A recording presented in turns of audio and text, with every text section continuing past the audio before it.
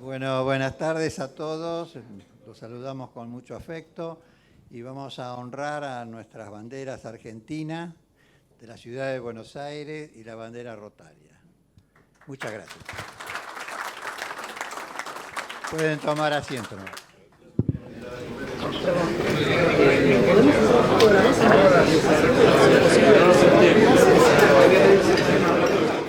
Buenas tardes.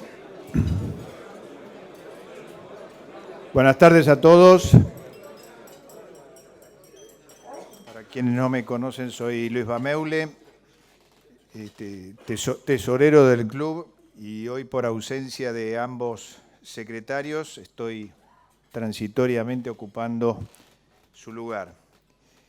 Aprovecho como tesorero para agradecer toda la colaboración que hemos recibido y estamos recibiendo, especialmente con motivo de la celebración del centenario. Ya falta muy poco, es el 8 de noviembre nuestra cena, así que estamos prácticamente a un mes. Y sí quisiera agradecer también esto por anticipado. Si alguno más quiere colaborar o en alguna medida esta celebración, queda alguna última oportunidad, que es mencionar o sponsorear lo que sería la revista Programa, que es una revista de 30 páginas que se entregará el mismo día de la cena. Estamos a tiempo, solo 1 o 2 días más para entregar lo que tenga que ver con estos avisos. Lo van a poder pagar unos días después.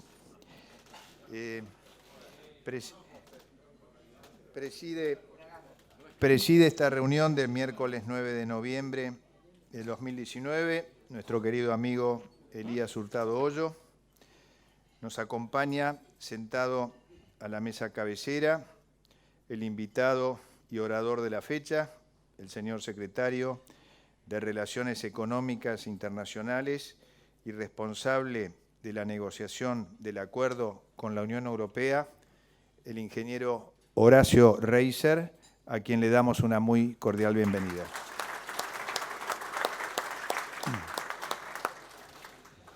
Nos hablará en el marco del ciclo de conferencias que hemos denominado Hacer por la Argentina. Luego de su exposición será entrevistado por la coordinadora del ciclo, la señora Clara Mariño, quien también se encuentra sentada a esta mesa. Nos acompañan en la mesa cabecera, especialmente invitado, el padre Mario Beverati, el embajador de Alemania Jürgen Mertens y los consocios Carlos Alfaro, Carlos Bastanchuri, Alfredo Bussi, Gerardo Viritos, Miguel Cartazo Naveira, Juan Eduardo Fleming, Juan Insúa, José Sanchís Muñoz y Juan José Scali.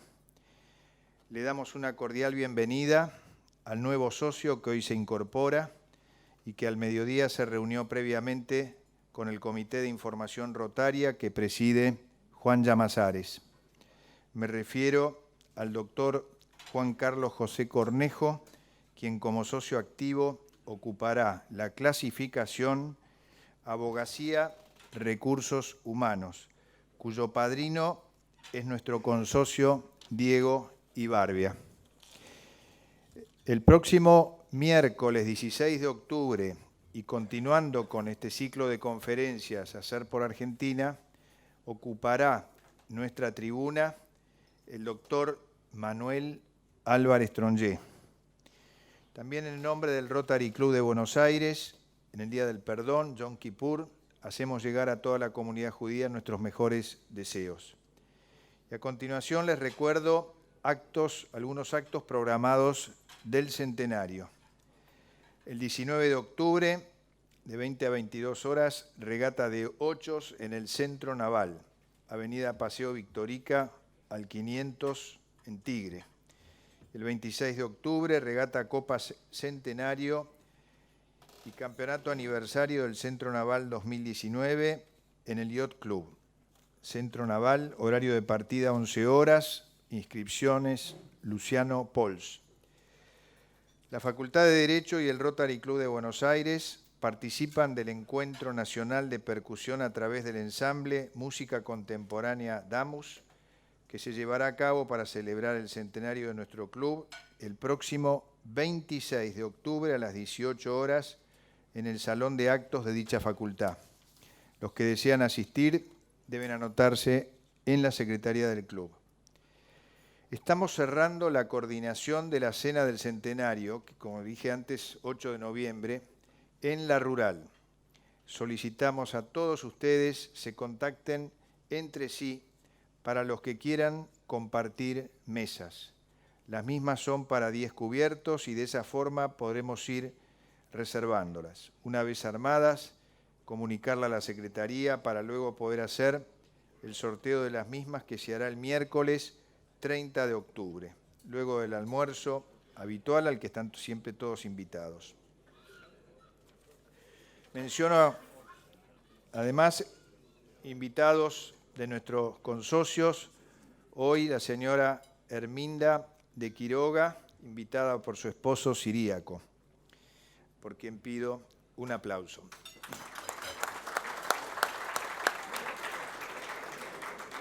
Le agradecemos acompañarnos y le damos la bienvenida al Rotary Club de Buenos Aires.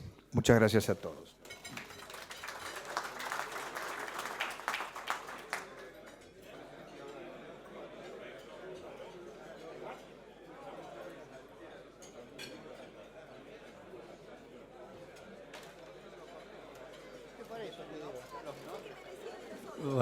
Bueno, vamos a invitar al padrino Diego Ibarbia y a su ahijado Juan Carlos Cornejo, si se pueden acercar acá al estrado, y vamos a proceder a su incorporación como nuevo socio.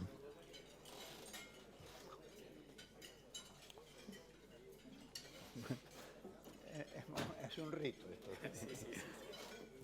Bueno, señor Juan Carlos José Cornejo, ha sido usted elegido miembro de este club porque sus socios saben que es una persona representativa de su actividad y que sus cualidades morales lo habilitan para ser un buen rotario. Estamos seguros que cumplirá dignamente con sus obligaciones rotarias y que difundirá adecuadamente los principios, objetivos y finalidades del Rotary. Al recibirlo en este ambiente de amistad y propósitos desinteresados, en nombre del Rotary Club de Buenos Aires, me complazco en expresarle nuestra más cordial bienvenida. Muchas gracias. Te voy a entregar. Ahora van a hablar.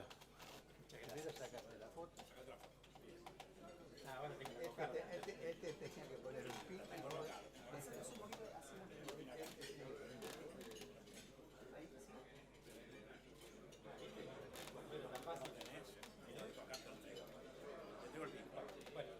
Eso es lo más difícil. Sí, eso es bien difícil. Caballero Ibarbia, Diego, ¿puedes recibirlo? Queridos amigos, hoy tengo realmente un placer muy grande presentarlo a Juan Cornejo. Juan Cornejo es un amigo de hace muchísimos años, nos hablamos seguido, nuestras familias se conocen, nuestros hijos son amigos, creo que va a ser un gran rotario. Juan quería entrar como cantante no pudo entrar, que es su primer vocación, como es abogado entró también como abogado. Y estoy encantado que esté presente, tiene muchísimos amigos acá y seguramente todos ustedes lo disfrutarán como rotario. Juancito, muy bienvenido. Muchas gracias.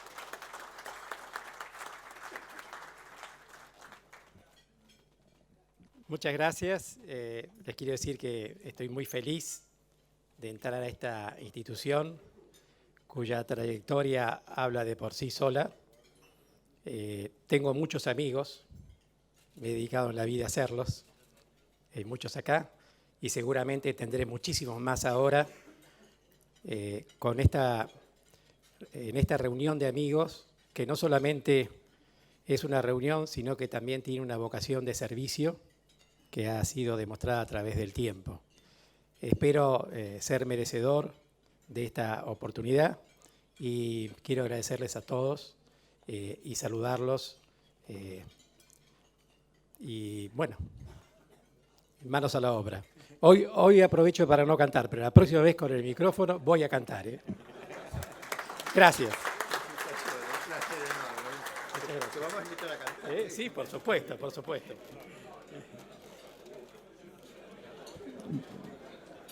Bueno, vamos a continuar. Es un año complejo por las actividades. Estamos en el centenario. Recién Baumene nos presentó algunas de las actividades que todavía quedan desde el punto de vista deportivo. Piense que ya se han disputado más o menos 8 o 9 copas del centenario del Rotary Club de Buenos Aires y del Rotarismo Argentino, y se han hecho ya 6 o 7 actividades desde el punto de vista sociales y culturales. De la semana pasada nos quedó pendiente la entrega de una medalla. El señor estaba en Budapest, por lo tanto no se la pudimos entregar. Señor Juan José Scali, lo invitamos a recibir. A Scali le entregamos el premio del Centenario a la Cultura. Él y Puricelli fueron los responsables del video que pasamos a principios de años. Trabajó en el verano, mientras todos estábamos en Punta del Este, vacaciones, ellos trabajaron en el video de alta repercusión. Por otra parte, hicieron el video de 10 minutos, que dentro de poco lo vamos a empezar a pasar, ya entrando ya en la parte final, en la recta final de nuestra cena del 8 de noviembre. Ese video de 10 minutos también le vamos a dar vida y lo vamos a tratar de comunicar. Juan José.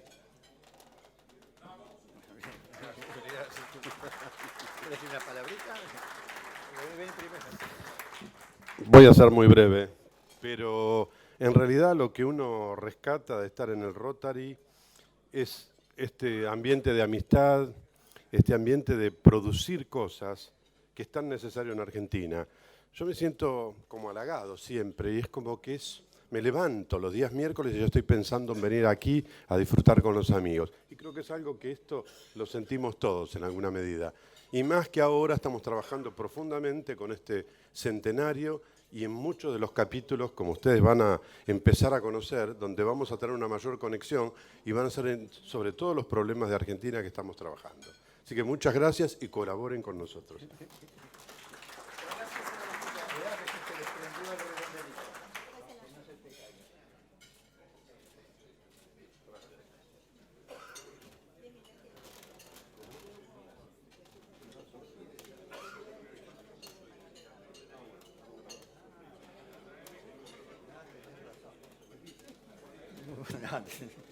Bueno, acá Carlos me está recordando las cosas, son muchas.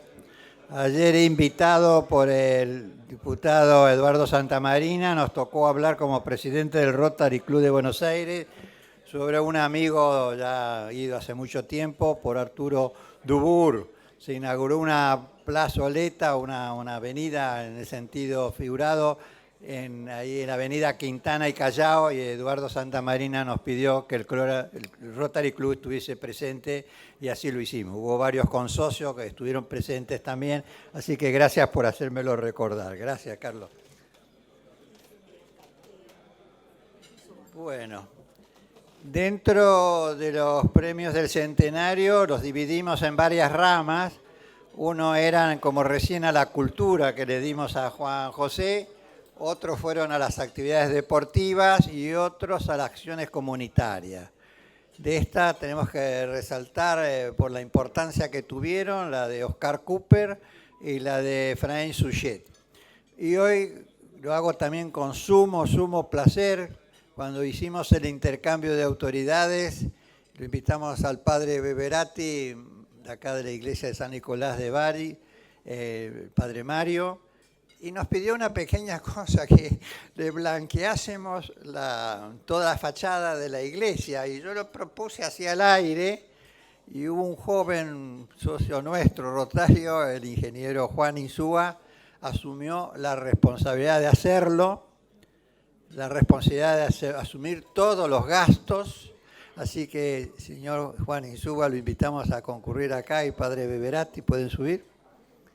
Y le vamos a entregar la medalla a la acción comunitaria a Juan Insúa. Juan. Después, tráelo. Ah, bueno, ahora. No, abrazo grande. No hace falta. No, para. Habrá cada uno.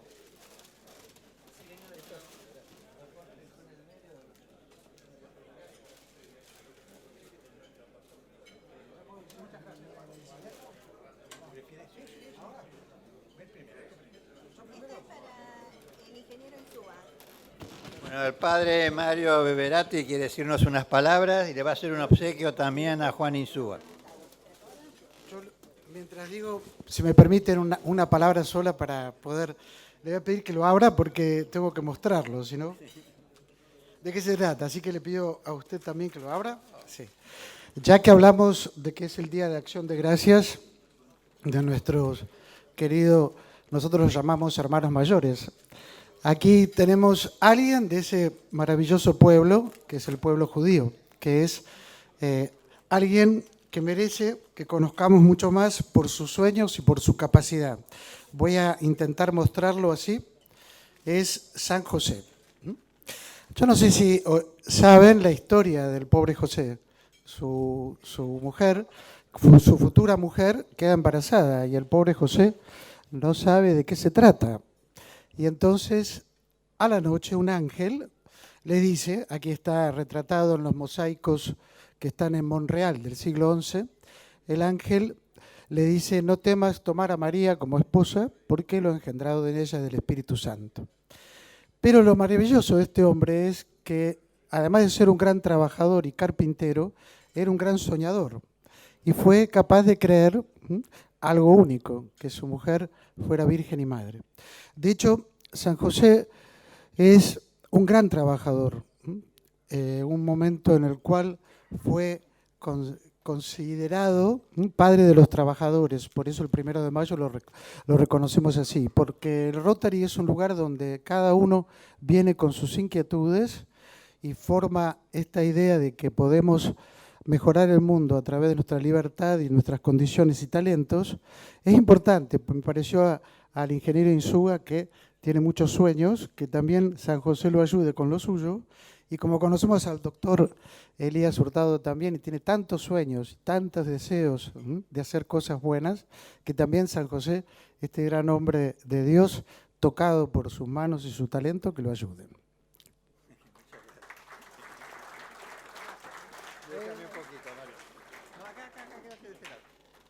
Bueno, antes que hable Juan, le voy a aclarar que el padre Mario, aparte es médico y estuvo muchos años en Rusia. Es un veterano del trabajo cotidiano y diríamos de la mente de la dureza de la vida cotidiana del mundo. Gracias, Mario. Juan. Bueno, para mí fue una sorpresa, nunca me imaginé que iban a hacer esto. Yo creo que no lo hice yo, lo hizo el Rotary Club de Buenos Aires. Cada uno de ustedes está representado en lo que hicimos y todos ustedes están haciendo algo por este aniversario. O sea, hubiera preferido el anonimato. Muchas gracias.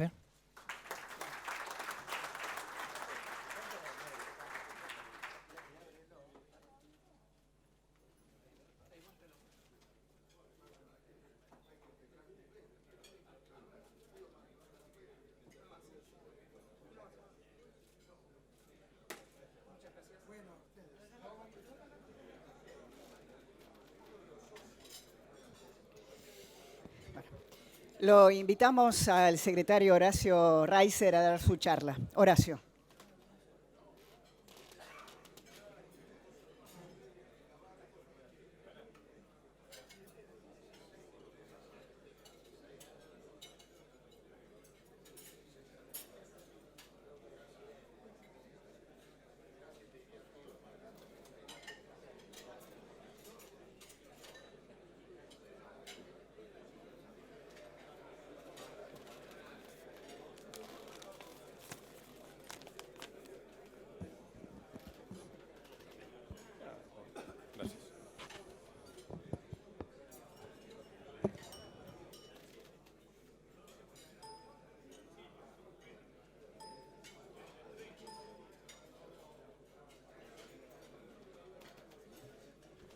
Bueno, buenas tardes a todos. En primer lugar, agradecer a las autoridades del Rotary por la invitación que me hicieron. Me siento muy honrado de poder estar aquí hoy con ustedes. Aprovecho para felicitarlos anticipadamente también por el aniversario al Rotary Club de Buenos Aires. También, siendo secretario de la Cancillería, saludar a otros embajadores que me acompañan en la mesa y seguramente quizás haya algunos otros aquí que han ocupado cargos en la Cancillería argentina, y saludar al embajador de Alemania en la Argentina, al embajador de Suiza en la Argentina y aquellas otras autoridades también que yo no haya visto que estén aquí. Y bueno, y saludarlos a todos y nuevamente agradecer. El título de la conferencia es Hacer por la Argentina. Lo que hablamos es poder contarles un poco qué es la negociación Mercosur-Unión Europea, después que haya espacio para preguntas, si es que hay interés en algún tema puntual más. Así que yo voy a describir un poco qué es lo que representa en un contexto quizás un poco más amplio de lo que ha sido la política, y es la política internacional, económica, que hemos llevado adelante en estos últimos años, y contarles un poco cuál es la importancia que creo que tiene este acuerdo con nosotros. Nosotros, como política en este gobierno, lo que estamos convencidos es que el empleo se genera a través de la inversión. Para que haya inversión se requiere tener reglas claras, se requiere ser transparente, se requiere ser confiable, y ese es un camino de largo plazo. Por eso hace más de 3 años y medio que comenzamos con un plan de integración de Argentina con el mundo. Acá pongo un mapa de referencia a mi derecha. Nosotros hace 4 años teníamos acuerdos de preferencias con menos del 10% del PBI global, es decir, teníamos algún tipo de acuerdo que es el Mercosur, es uno de ellos, donde no tenemos aranceles y por lo tanto nuestros productos no pagan aranceles, con otros países de América Latina, pero fuera de América Latina solo con Egipto e Israel, es decir, un 10% del PBI. Eso hace que no estemos integrados en cadenas de valor, que nuestros productos cuando van a otros países pagan aranceles que otros países no pagan para ir a mercados tanto asiáticos como europeos, como de los Estados Unidos, etc. Y creíamos además en los acuerdos económicos de largo plazo como una herramienta también para generar competitividad. Y esa es la razón por la que nos embarcamos en un plan de negociaciones y apuntando a llegar no quizás a un benchmark que podría ser el de Chile, que tiene acuerdos con un 86% del PBI global, porque nosotros no tenemos el entramado productivo que tiene Chile, sino que es distinto, pero sí quizás acercarnos a algo como es lo que tiene Australia, que tiene acuerdos con un 50% del PBI mundial, y por eso avanzamos con una serie de negociaciones. La más relevante en términos de su tamaño e importancia, claramente de la Mercosur, Unión Europea. Nosotros conformamos el Mercosur junto con Brasil, Paraguay y Uruguay. Venezuela en estos momentos se encuentra suspendido del Mercosur, y nosotros encaramos esta negociación que no la empezamos nosotros, sino que es una negociación que venía de 20 años, si bien con pausas en las que no se negoció, 20 años en donde distintos gobiernos consideraron que era una negociación estratégica por parte del Mercosur por distintas razones. Y avanzamos en esa negociación y en junio de este año, el 28 de junio de este año, concluimos esa negociación Mercosur y Unión Europea y anunciamos la conclusión de esa negociación. ¿Por qué es importante esta negociación? Bueno, junto con Europa, el Mercosur y Europa conforman un bloque de casi 800 millones de habitantes.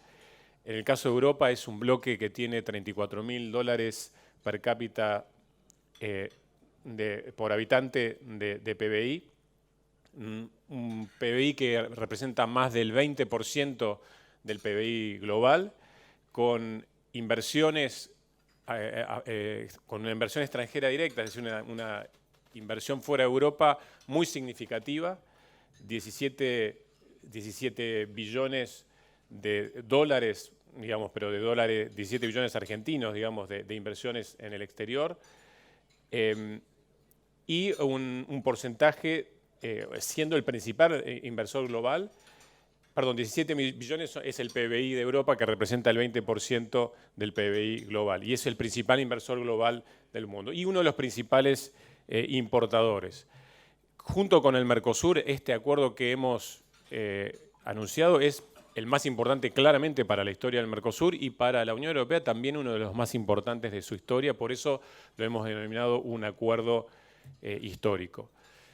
Esto es importante porque para el Mercosur representa un salto cualitativo. Hasta este momento nosotros no teníamos acuerdos significativos. Nosotros no solo vemos a los acuerdos como acuerdos por lo que van a generar en términos de comercio, si van a generar superávit o déficit comercial. Lo vemos como una herramienta de desarrollo de largo plazo, una herramienta institucional y fundamentalmente que puede generar inversiones, flujo de inversiones de un lado al otro y generación de asociaciones y que eso en el largo plazo demuestra que hay una dinámica y un crecimiento de la economía superior que si no existiera ese acuerdo. Por eso es la posibilidad de acceder a un mercado de 500 millones de habitantes en Europa que a partir de la entrada en vigor y cuando se reduzcan los aranceles, es decir, no vamos a pagar más aranceles para un porcentaje del más del 90% del comercio con la Unión Europea, eso va a implicar que va a haber más tracción para los productos del Mercosur,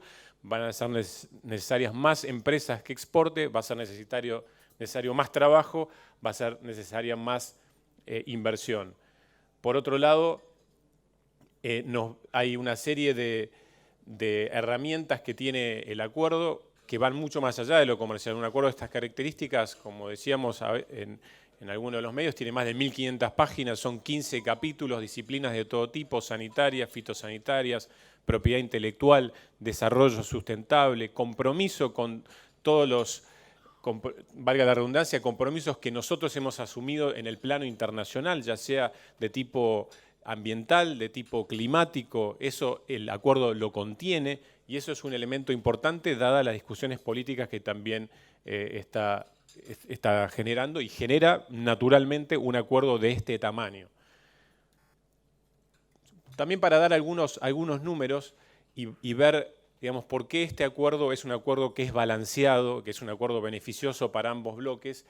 La principal sensibilidad del Mercosur es que nosotros no estamos en condiciones, por una razón competitiva, de eliminar nuestros aranceles en forma inmediata e ir a un acuerdo de esta naturaleza en forma inmediata. Necesitamos una gradualidad en la eliminación de los aranceles. Por eso es que el Mercosur solo elimina en el acuerdo un 14% del comercio en forma inmediata y más del 60% del comercio está a 10 años o más. Es decir, que tenemos un plazo para adaptarnos y ser competitivos, siendo que además es competir con un bloque con altos estándares laborales, no es lo mismo que competir con algunos países o bloques en Asia, que sería más complejo para nosotros, y pudimos negociar eso, que la Unión Europea lo entendió. Por el otro lado, la Unión Europea desgrava en forma inmediata el 74% de su comercio desde la entrada en vigor. Por otro lado, también nosotros pudimos excluir un 9% del comercio con la Unión Europea para que no se vean modificados esos aranceles. Nuestra premisa fue no hay ningún sector excluido, o sea, todos los sectores tienen que participar del Mercosur y de la Argentina, pero los sectores tuvieron la posibilidad a través de sus cámaras de decir, bueno, este producto lo quisiera excluir, este producto quisiera que esté en una canasta más larga, en este producto puedo competir porque quizás tenía una protección, por ejemplo, del 2%, que es muy baja, entonces lo puedo poner en una canasta de 4 años, en una canasta de 0, pero si tengo un producto que tenía una protección muy alta y se infiere que tenía una protección muy alta porque era poco competitivo, se le da el tiempo para estar en una canasta de 10 años o 15 años. Y también pudimos mantener algunas herramientas de política para desarrollar algunos de los sectores. Por ejemplo, en lo que es compras gubernamentales, el acuerdo lo que dice es que le damos trato nacional a la Unión Europea y la Unión Europea nos da trato nacional a nosotros. O sea, pueden participar en las licitaciones como si fueran un nacional. Hemos excluido de esa situación a las pymes, porque las pymes pusimos umbrales y montos para que las pymes, o sea, que por debajo de ciertos montos la Unión Europea no podrá participar con contrato nacional, y esos son en general los montos en los cuales las pymes participan en licitaciones. Y por otro lado, no obligamos a las provincias a sumarse a esto, sino que las invitamos. Este acuerdo de compras gubernamentales es a nivel nacional. Y eso da un espacio y también fue, de alguna manera, es parte de nuestra sensibilidad y fue respetada por la Unión Europea. En el caso de la Unión Europea, lo que la Unión Europea dijo es, bueno, yo no puedo liberalizar el 100% de mi comercio agrícola, porque tengo sensibilidades. Y por lo tanto, para algunos productos voy a tener que dar cuotas. Pero veamos que hay más de 1000 posiciones, y a veces nos concentramos demasiado en las cuotas, pero hay más de 1000 posiciones arancelarias. Un acuerdo de libre comercio tiene aproximadamente 10.000 posiciones arancelarias. Hay 1000 posiciones arancelarias agrícolas que van al libre comercio, o sea que se desgravan en su totalidad para ingresar a la Unión Europea. Y sí quedan algunos en cuotas. Algunos ejemplos pongo acá, por ejemplo, la pesca, que paga hasta 15% de arancel para ingresar a la Unión Europea, desde la entrada en vigor va a entrar en forma inmediata, en forma liberalizada. O sea, toda la pesca argentina y del Mercosur va a entrar con cero arancel. Todo ese sector es un sector con altísimo potencial, donde ahí vemos algunos números de lo que es la importación de Europa de productos de la pesca y cuánto nosotros hoy estamos exportando. Lo mismo que los cítricos, que pagan hasta un 30%, esos van a estar liberalizados por completo en un plazo de 7 a 10 años. Es decir, hay una liberalización del sector agrícola y sí, efectivamente, quedan algunos productos en cuotas y algunos que tienen particular sensibilidad para algunos países de la Unión Europea, como es la carne, que a veces se sobredimensiona, desde mi humilde punto de vista, porque acá estamos hablando de 99.000 toneladas de carne, que van a ser exportadas por el Mercosur y la Unión Europea. La Unión Europea consume millones de toneladas por año, pero respetamos esa sensibilidad y cuando los líderes de ambos bloques se juntaron, dijeron, bueno, estas son nuestras sensibilidades, si somos capaces de respetar esas sensibilidades, vamos a poder concluir un acuerdo. Y ambos bloques respetamos las sensibilidades y por lo tanto concluimos el acuerdo. Ahora entramos en una etapa en donde se requiere la aprobación parlamentaria. Y por supuesto que hay gente que queda descontenta de un lado y gente que queda descontenta de otro lado, y es normal cuando un acuerdo que representa más de 100.000 millones de dólares de exportaciones de ambos lados, o sea, de comercio total, va a generar ciertas resistencias, pero eso no impide que es una herramienta que en este contexto global, en donde tenemos las tensiones comerciales que estamos teniendo entre los grandes bloques o grandes potencias económicas, nosotros no podamos ser capaces de dar una señal de que estamos en defensa de acuerdos de este tipo, de cooperación, donde además de lo comercial está lo político, los elementos de cooperación que hacen que podamos dialogar con un bloque con el cual tenemos lazos culturales muy, muy fuertes, como es la Unión Europea. Meses después de esto, y para demostrar el compromiso del Mercosur, concluimos la negociación con EFTA. EFTA es un bloque conformado por Suiza, Noruega, Islandia y Liechtenstein, y con esto completamos casi la totalidad de Europa. También una negociación compleja que quizás pasó un poco desapercibida, pero también se concluyó, y Suiza es uno de los principales inversores globales y Noruega es el país que tiene uno de los principales fondos soberanos, si no el principal fondo soberano del mundo. Entonces, para nosotros es muy importante esto y por lo tanto es clave estos logros. Ahora, ¿cómo continúa esto y cuáles también han sido los desafíos? Y también encantado de responder preguntas respecto de la dinámica de negociación, etcétera. Esto, como decía, en el caso de la Unión Europea, el acuerdo se anunció el 28 de junio. En esta etapa en este momento está en una etapa de revisión legal que llega hasta marzo del 2020, donde nuestros equipos en Bruselas y en las distintas capitales están trabajando para terminar de pulir los textos. Tienen que ser traducidos a distintos idiomas, a 22 idiomas los textos. Luego se tendrá que firmar y luego se irá al proceso de ratificación parlamentaria, donde tendrá que ser aprobado por el Consejo de la Unión Europea, por el Parlamento Europeo, por los parlamentos del Mercosur, y podrá existir la posibilidad de una entrada en vigor provisional del pilar comercial si se sigue un poco la trayectoria de los acuerdos históricos que ha firmado la Unión Europea, y para completar todo el acuerdo, o sea, la parte comercial, la política y la cooperación, se necesitará sí la aprobación de todos los parlamentos de la Unión Europea. Así que yo quiero decir que me parece que este es un acuerdo de gran significación, no solamente por la parte institucional, comercial, sino porque a la Argentina particularmente lo que nos obliga a esto es a discutir una agenda de competitividad. Y acá viene la otra parte fundamental del valor del acuerdo. ¿Cuál es la agenda de competitividad y productividad que la Argentina tiene que emprender para poder ser competitivo? No mañana, porque no podemos quizás, pero sí dentro de 10 años. ¿Cuál es la carga fiscal que tienen que tener nuestras empresas? ¿Es alta? Claramente lo es. ¿Cuáles son los regímenes laborales, la productividad laboral que tenemos que lograr para poder ser competitivos en distintos sectores? ¿Cuál es la infraestructura que necesitamos? ¿Cuáles son los esquemas de financiamiento que necesitamos? Etcétera, etcétera. Eso nos obliga porque si lo ratificamos, esto es una realidad y ya no es una especulación, y por lo tanto nos obliga a sentarnos a todos los miembros de los distintos arcos políticos y a la sociedad civil en general, sindicatos y sector privado, frente y alrededor de lo que es una oportunidad y no solamente una amenaza. Si nos quedamos con los brazos cruzados, claro que es una amenaza, pero si nosotros, con la capacidad que tiene nuestro país y el Mercosur para salir adelante, que tenemos que ponerla en práctica y en marcha y unirnos detrás de un proyecto común, claramente va a ser algo muy beneficioso. Así que esto sería a modo de introducción, y encantado de responder cualquier pregunta y lo que Clara, por supuesto, quiera preguntar. Muchísimas gracias.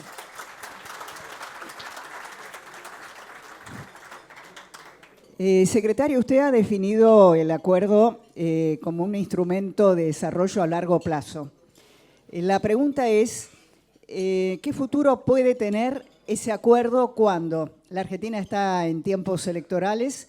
El principal candidato a presidente de la oposición en su momento lo definió, ese tratado, como una tragedia.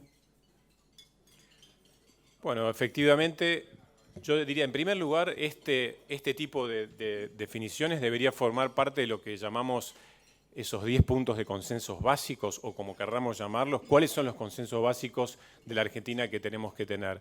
Argentina quiere ser un país cerrado, un país que mantenga los aranceles más altos en promedio del mundo para poder comerciar internamente y nunca competir, o si queremos ir gradualmente hacia una competencia. Yo creo que ante cualquier discusión racional llegaríamos a la conclusión de que esta es una excelente herramienta y que la deberíamos llevar adelante. Yo creo que esas expresiones las tomo en un contexto electoral. Lo de una tragedia creo que claramente no lo es una de las principales herramientas en las que han trabajado muchos gobiernos. De hecho, yo me senté como secretario y, digamos, gran parte de lo que se construyó para lograr la conclusión fue cosas que se hicieron en otros gobiernos, con lo cual hubieron varios gobiernos que empujaron por esto.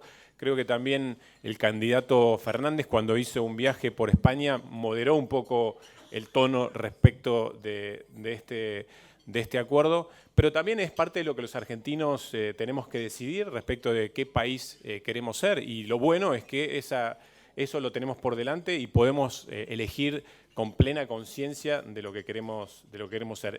El futuro, yo creo que es un futuro promisorio, porque confío en que ya vamos a dar cuenta los argentinos que vivir cerrados en el mundo de hoy es imposible, es realmente imposible.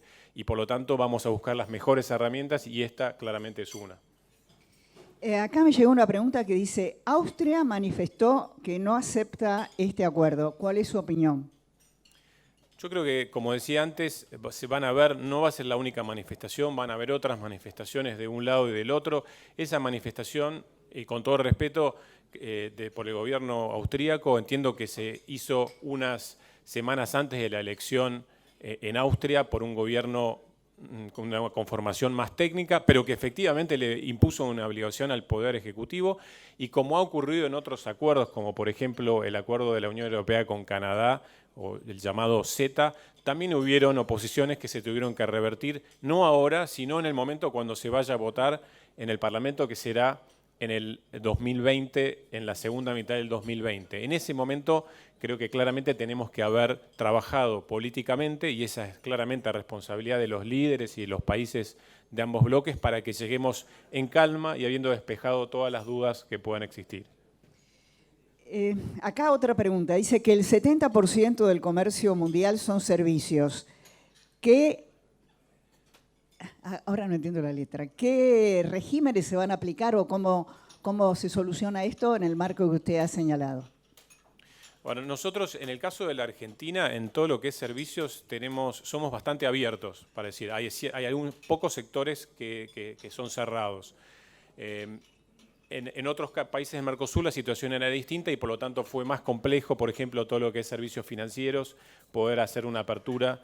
Brasil tenía un esquema más cerrado y también ha sido parte de lo que han tenido que definir los líderes y tener una visión de largo plazo para hacerlo. Y claramente no es solamente un acuerdo de bienes, sino que es un acuerdo de bienes, de servicios y de inversiones y de elementos de cooperación.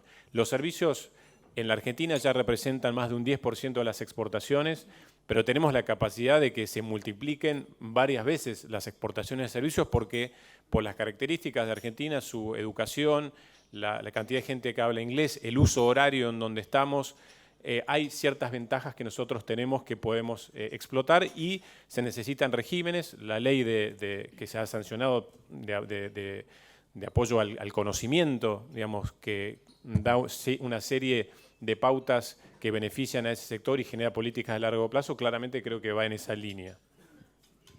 Acá me llegó una pregunta donde pone, por ejemplo, el potencial exportador de las pymes en Alemania.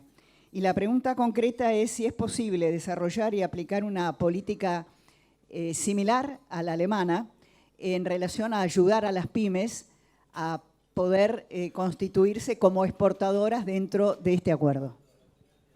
Efectivamente, este acuerdo no es solo un acuerdo importante para compañías grandes, sino que yo diría que es importante para las economías regionales y para las pymes. Nosotros teníamos en la Argentina en el año 2005 15.000 empresas que exportaban.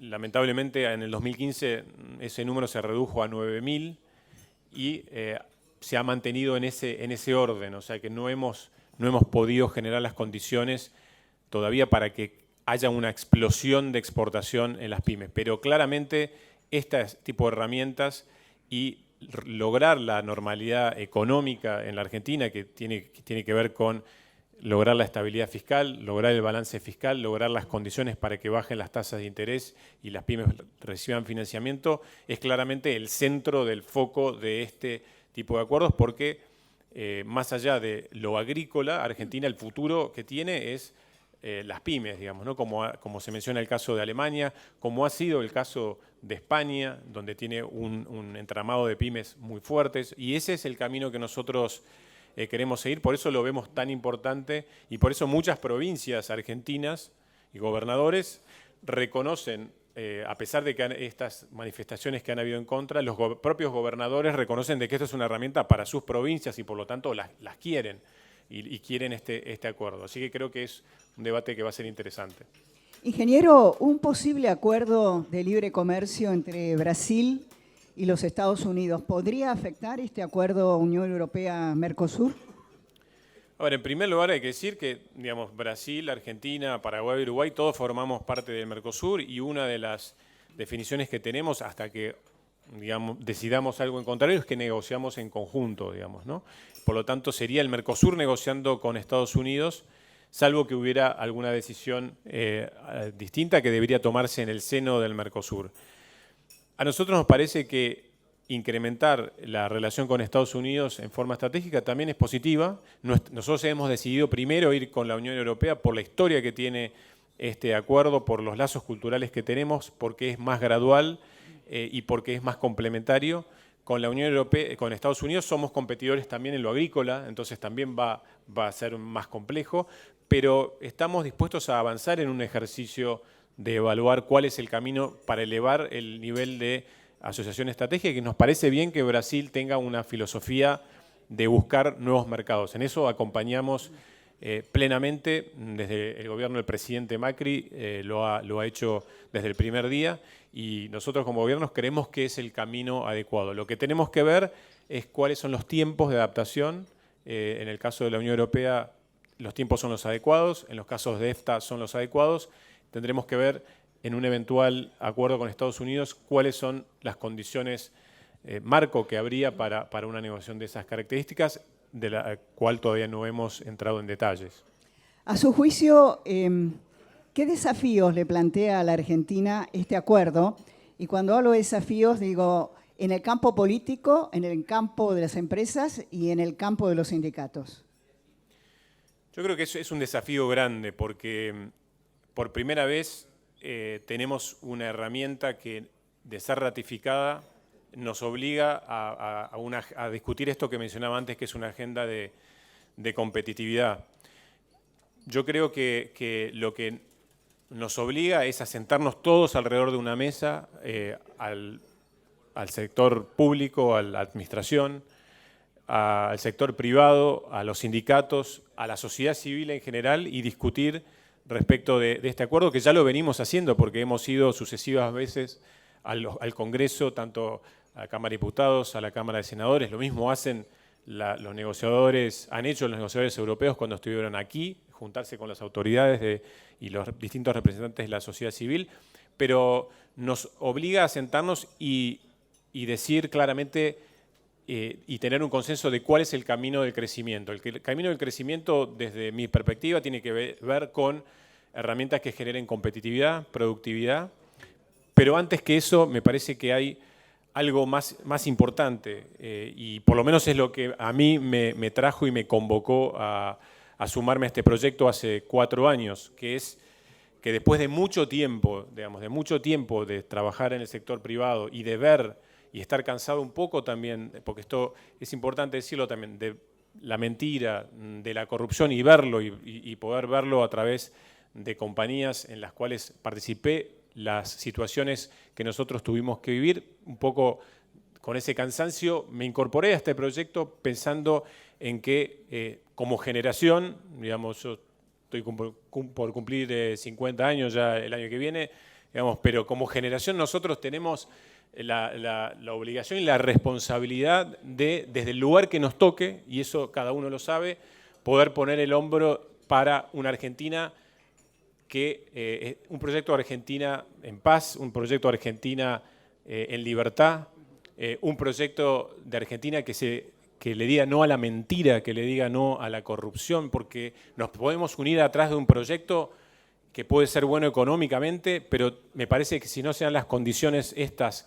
de tener una democracia basada en valores, que es básicamente estos valores que mencionaba antes, me parece difícil que podamos salir adelante. Entonces, este acuerdo, de alguna manera, por tener reglas claras con, creo que, países con los quienes tenemos lazos culturales, que nos obliga a respetar esas reglas, es algo positivo para nosotros, y por ahí creo que empieza la discusión. Creo que empieza por el lado de los valores. Por supuesto, estamos en un contexto electoral donde la gente le preocupa muchas otras cosas más, pero la base de la pirámide creo que tiene que ser esa, y sobre esa base construir. Por eso es complejo y va a requerir mucho debate, porque se va a hablar mucho de esto y se puede reducir el acuerdo hasta decir si genera superávit o déficit comercial, o se puede ir al otro extremo y pensarlo como algo que nos permite comenzar a trabajar por ese camino, que es el camino de respetar la palabra, ser transparentes y ser confiables. Ingeniero Horacio Reiser, muchas gracias. Muchas gracias por la invitación.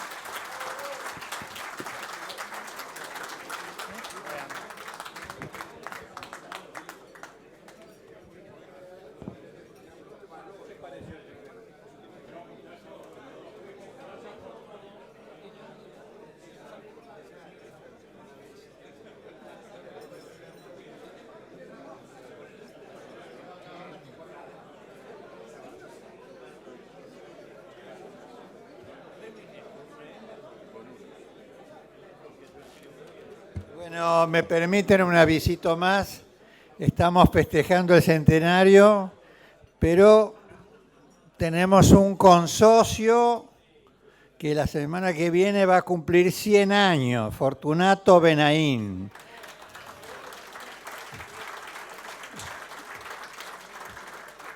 Nosotros, el día de los cumpleaños, el último miércoles de mes, lo vamos a tener acá con nosotros, nos prometió venir, pero le queremos informar, a pedido de Luis Ferreira, de Horacio García y Garza, que ellos están organizando una gran cena para él, para el viernes que viene, el 18 horas de octubre, así que se lo dejo informado y el que quiera acercarse se comunica con ellos, con nuestra secretaria. Muchas gracias y felicitaciones a Fortunato Benaín.